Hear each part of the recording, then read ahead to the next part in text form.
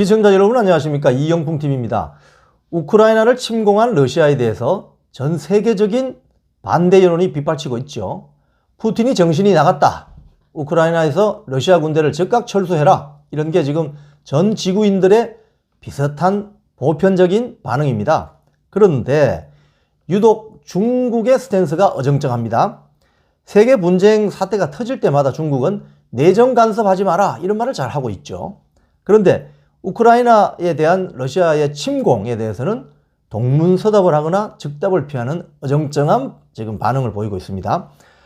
러시아가 우크라이나를 침공한 다음 날이죠. 지난달 25일입니다. 중국 외교부 브리핑 보도를 보면 중국 외교부의 스텝이 완전히 꼬여 있음을 알 수 있습니다. 중국 외교부는 유엔 안보리에서 러시아에 대한 표결이 진행되면 중국이 반대표를 던지겠느냐는 이 취재진의 질문에 이렇게 답합니다. 중국은 유엔 헌장 취지에 입각해 문제를 다룰 것이다. 즉답을 피하죠.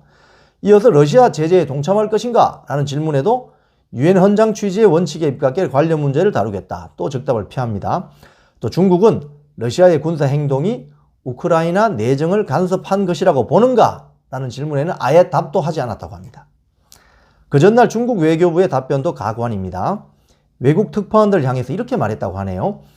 우크라이나 사태를 러시아의 우크라이나 침공으로 인베이전, 침공으로 표현해서는 안 된다라고 주장을 하는가 하면 과거 미국이 아프가니스탄에 대규모 파병을 했을 때 당시 서방 언론들은 이걸 침공이라는 단어를 썼느냐라고 반문했다는 소식도 전해지네요. 내정 간섭하지 말라. 이건 중국의 어떤 뭐랄까요, 외교가의 공공연한 비밀인데요. 이 내정 간섭하지 말라는 이런 건 중국이 항상 자기에게 유리하게 국면을 조성할 때 쓰는 어떤 외교적 술사라는 게 공공연한 비밀입니다. 지난해 7월이죠. 주한 중국 대사관자가 우리나라 대선에 개입하는 듯한 발언을 해서 파문이 일었는데요. 당시 싱하이민 주한 중국 대사입니다. 윤석열 후보의 어떤 안보 관련 발언을 비판하면서 망언을 쏟아낸 적이 있습니다. 윤석열 후보가 이제 자당의 그 대선 후보로 선출되기 직전에 어떤 한 발언이 이슈가 된 건데요. 윤석열 후보가 한 발언은 이렇습니다. 사드 배치는 한국의 주권 문제다. 중국은 우리를 겨냥한 장거리 레이더부터 철거하라. 또 한미 동맹의 기본 위에서 가치를 공유하는 국가들과 협력을 강화해야 중국과 대등한 외교가 가능하다. 이런 주장을 했었죠. 근데 여기에 주한 중국 대사관자가 아주 무례하게 발언을 쏟아냅니다. 샹하이명 대사는 언론기고문이라서 이렇게 말합니다. 한미동맹이 중국의 이익을 해쳐서는 안 된다. 한중 관계는 결코 한미 관계의 부속품이 아니다 라고 주장을 했고요. 이를 통해서 윤석열 후보를 비판했습니다. 그런데 이런 망언까지 쏟아냅니다. 한번 들어보십시오.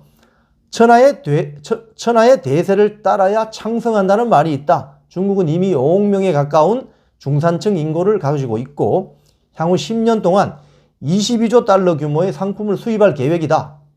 뭐 앞으로 돈 왕창 쓸 거니까 중국에 줄 서라 이 말이죠. 일개 주한 외국 대사관자의 발언을 듣고 있노라면은 이거 구한말이에요.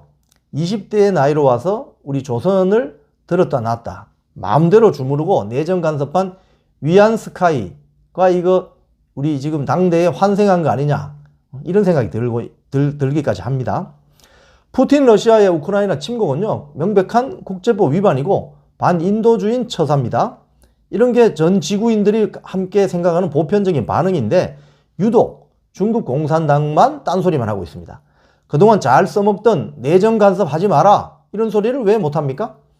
그리고 푸틴은 우크라이나에 내정 간섭하지 말고 당장 군대를 철수하라 이런 이야기를 중국 공산당은 왜 푸틴에게 못하는 거죠? 그러고 보면 내정 간섭이라는 것이 그동안 중국 공산당의 어떤 다 자기 유리하게 써먹는 어떤 수법이다. 이건 이중적인 모습에 불과하죠. 사실 6.25 한국전쟁도 마찬가지 않습니까? 북한군이 선제적으로 우리 남한을 남침했는데 중공군이 그 뒤에 어떤 지원을 해놓고 중공군을 투입해놓고 이를 뭐라고 자기들은 부르냐면 항미 원조 전쟁이었다 이렇게 이야기합니다. 즉 미국에 대항하고 북조선을 지원했다.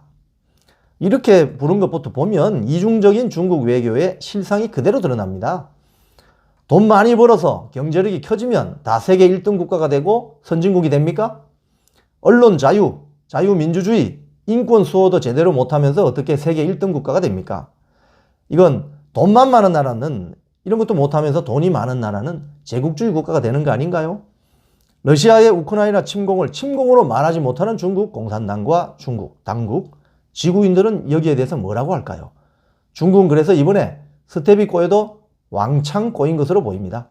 지금까지 이영풍TV였습니다.